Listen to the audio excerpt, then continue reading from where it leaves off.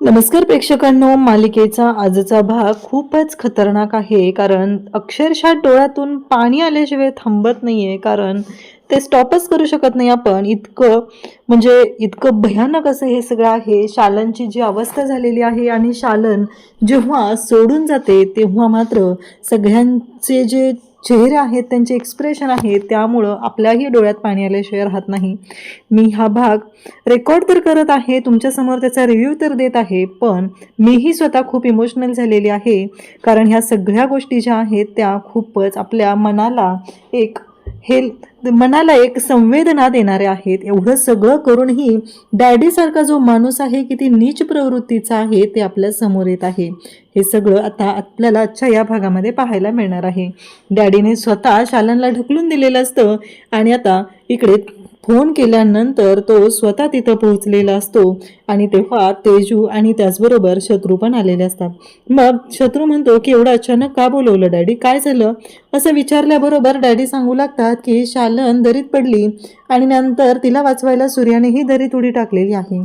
डॅडींना फक्त शालन मेलेली पाहिजे, शालन जिवंत नको, एवढंच त्यांच्या प्रत्येक वाक्यातून प्रत्येक बोलण्यातून समोर येत असतं.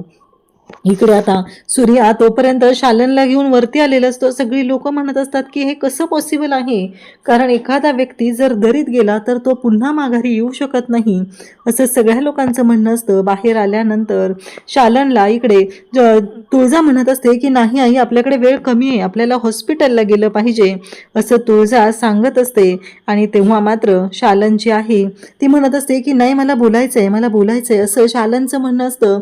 आणि ती खूप बोलण्याचा प्रयत्न करत असते, सांगण्याचा प्रयत्न करत असते, पण तिच्या तोंडातून शब्दच बाहेर येत नसतात. कारण तिची जी अवस्था असते ती खूप बिकट झालेली असते. आणि शालन ज्या अवस्थेत असते त्या अवस्थेला फक्त आणि फक्त डॅडी कारणीभूत असतात. आणि त्याचबरोबर हे सगळं जे काही आहे ना ते खूप भयानक आहे. आणि त्यासोबतच इकडे पाहायला मिळतं की डॅडी त्याचबरोबर सूर्या, तुळजा सगळेजण तिथं आहेत. तर तुळजा म्हणत असते की हे सगळं काय आहे, काहीही झालं तरीही या सगळ्याला जबाबदार कोण आहे, काही झालं तरी सूर्य आपल्याला आईला हॉस्पिटलला नेलं पाहिजे. इकडे डॅडींची इच्छा असते की बोला, काय बोलायचंय तुम्हाला, आणि असं माझ्यासाठी शालन म्हणजे जीव की प्राण आहे असं त्यांचं बोलणं वागणं असतं. सूर्या शालनला समजवत असतो की आता असं नको करू, आपल्याला हॉस्पिटलला गेलं पाहिजे असं म्हणत सूर्या तिला तिथं म्हणत असतो, पण ती मात्र ऐकत नसते. सूर्याच्या गालावरून हात फिरवत असते, सांगण्याचा प्रयत्न करत असते आणि त्याचमुळं डॅडींच्या पायाखालची जमीन सरकलेली असते. सूर्याला ती म्हणत असते की सूर्या, मी तुला फोन केलेला होता, तुला आठवतंय का, आणि सूर्या मी तुला सांगत फोन केलेला होता, हे सगळं सूर्याला ती बोलत असते. आणि त्यासोबतच इकडे पाहायला मिळतं की शालन सांगण्याचा प्रयत्न करत असते, पण तिच्या घशातून आवाज फुटत नसतो. तुळजा म्हणत असते की सूर्या, आपल्याला लवकरात लवकर आईला नेलं पाहिजे, तिला हॉस्पिटलला नेणं खूप गरजेचं आहे. हे सगळं सूर्याला ती बोलत आहे. त्यानंतर आपल्याला पाहायला मिळतं की जेव्हा या सगळ्या गोष्टी घडत आहेत तेव्हा मात्र तुळजा जी आहे ती पाहते आणि शालनने हात केलेला असतो. नेमका डॅडी जो आहे ना तो टायमिंगला मालनच्या मागे जातो आणि त्याचबरोबर मालनच्या मागे लपून राहतो. ती डॅडीकडे हात करत असते मरताना, म्हणून डॅडीनं हा सगळा डाव साधलेला असतो. आणि तेव्हा मात्र इकडे छोटी आईकडे बोट करते, नक्की काय झालंय हा प्रश्न पडलेला असतो. आणि तुळजा मात्र म्हणू लागते. तेव्हा सगळेजण पाहत असतात काय सांगायचंय. खरं तर ती छोटी आईकडे बोट करत नसते, मा मा मा मालक असं तिला म्हणायचं असतं, पण त्या माचा अर्थ इथं घेतला जातो, तो म्हणजे मालन. आणि सगळेजण पाहू लागतात. तेव्हा मात्र सगळ्यांना धक्का बसलेला असतो. कळत नसतं की या सगळ्यातून काय मार्ग काढायचा आहे. इतकं भयानक असं असतं. आणि फायनली शेवटी आता तिकडे शालनने जीव सोडलेला असतो आणि तुळजा खूप रडायला लागते. ती शत्रूकडे जाते, शत्रू तू उठव ना, ती तुझं ऐकते ना सगळं, ती माझं ऐकतच नाहीये, तू उठव तिला, तू हाक मार, तुझे ऐकल ती असं म्हणत शत्रूला घेऊन येते. त्याचबरोबर तेजूकडे जाते, तेजूला म्हणते की तेजू तू बोल ना, आईचा तुझ्यावर खूप जीव आहे ग, तू सांग ना तिला, तू सांग तिला, ती उठल, तुझं ऐकेल. त्यानंतर इकडे सगळेजण हिला शांत करत असतात, पण आज तुळजाची अवस्था खूप वाईट झालेली असते. तिचं खरं तर तिच्या आईमुळं आज ती असते, तिच्या आईमुळं ते सगळं झालेलं असतंय आणि आज तिचं अस्तित्व जे असतं ते फक्त आणि फक्त तिच्या आईमुळं असतं. सूर्यासाठी तर हा खूप मोठा दुःखाचा डोंगर असतो. लहान असताना आई गेली आणि त्यानंतर त्याला वाढवलेलं असतं ते फक्त आणि फक्त इकडे त्याच्या आईने. आणि त्याचबरोबर या सगळ्या गोष्टी जेव्हा घडत असतात त्यानंतर इकडे आता शालनला घरी आणलं जातं. सूर्या शांत बसून असतो.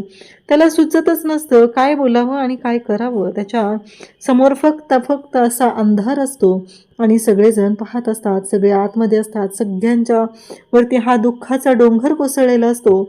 आणि त्याचबरोबर इकडे पाहायला मिळतं की जेव्हा हे सगळं घडत असतं तेवढ्यातच तिथं येते ती म्हणजे आशा.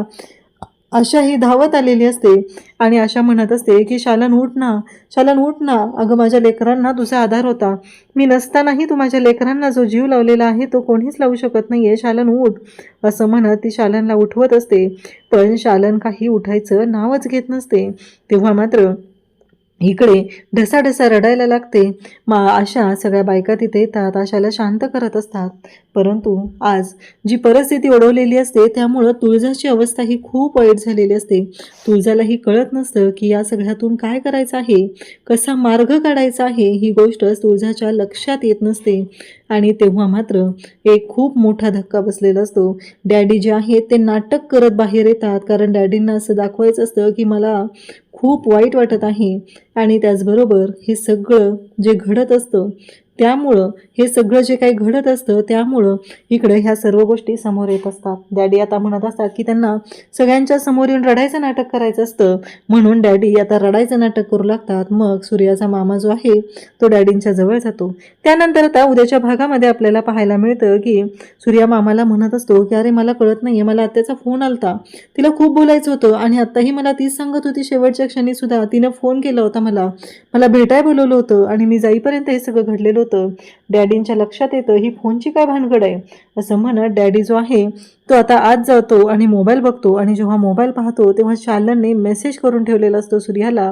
आणि मग मामा बाहेर येतो. अरे सूर्या, सगळ्या आपल्या पाहुण्यारावळ्यासनी कळवायला पाहिजे ना, असं म्हणत आता तो म्हणतो की तुझ्या मोबाईलमध्ये सगळ्यांचे नंबर आहेत ना, तुझा मोबाईल दे, असं तो सूर्याला म्हणतो. सूर्या मोबाईल काढतो आणि मोबाईलमध्ये पाहतो तर त्याला खूप मोठा धक्का बसतो. आता सूर्याच्या मोबाईलमधला मेसेज सूर्याने पाहिला असेल का? तुम्हाला काय वाटतं ते कमेंट करून सांगा. आणि ह्या डॅडीला फासावर लटकवलं पाहिजे आणि त्याला जन्माची अद्दल घडवली पाहिजे, त्याला खरं तर मरत यातना दिल्या पाहिजेत. थँक्यू.